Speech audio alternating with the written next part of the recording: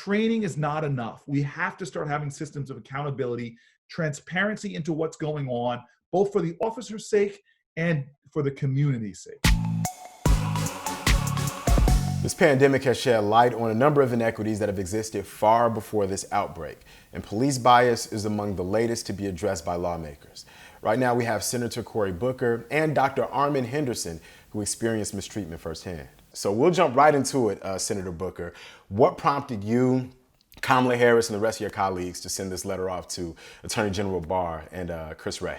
Well, look, when those folks were getting appointed, I'm on the Judiciary Committee, I talked to them both very long about implicit racial bias in policing. You know, the number of police shootings in our country are still unconscionably high. And you have a lot of police leaders talking about the problem of implicit racial bias. A previous FBI director admitting openly that if I was walking down the street and there were white kids on this side and black kids on this side, the FBI director said I would be more afraid of the black kids and worried about the black kids. And so now you add to the problem that this administration that came in, they've stopped their accountability for police forces like Obama was doing for cities all across America, including Newark. And now you have all these stories that I've started hearing about young black men wearing masks as they're being instructed to do, then having that becoming a trigger for even more police action and police activity. So this is a problem that exists and could grow over time. And we should be doing nationwide implicit racial bias training, period. But we should be especially doing it now with the challenges that are coming up as a result of mask wearing. What's really interesting about this to me is because when this pandemic first began and we really saw that this was going to be a real issue, you started hearing this commentary about this becoming the great equalizer, that something that affects so many people would tie us or bind us together. But what would happen, and exactly what happened when Hurricane Irma hit, the most at-risk or vulnerable populations end up bearing the brunt of it. Can you speak to that a little bit more? Everybody's like, oh, we got a shelter in place. But if you don't have a house, if you live on the street, then it's pretty much impossible to do. So we started providing tents and toiletries and masks, and we started testing individuals and just making sure that people knew what the pandemic was about. They were educated about it, hand washing techniques, and then we provide showers, hand washing stations, and bathrooms as well. So while you're doing this work on April 10th, what happens? So I was just putting tents in my car, taking the tents out of Amazon boxes, and putting them into my van. When this police officer stopped in front of my van, he had all these questions that he asked. Do you live here? Do you work here? And what's going on with this trash and blah, blah, blah. And so I answered the questions and I thought our conversation was over, and he decided to jump out of the car. And so when he jumped out of the car, he basically asked me for ID. And, I'm rushing to be somewhere to deliver tents to homeless individuals. I had to be there in 30 minutes. And so I just said, look, I don't have my ID on me right now, which I didn't. And then that's when he decided basically to put me in handcuffs.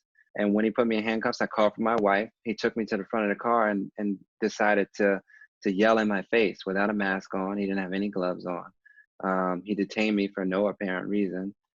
He said I should call him sir or sergeant. And at that point, I was upset, but I was really more so focused on what I had to do. So I kind of just let it roll off of my shoulders.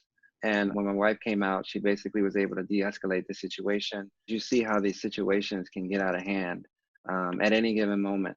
And it looked like it was his whole MO to approach me and to escalate the situation from the beginning. He was promoted to sergeant. He had 12 use of force complaints.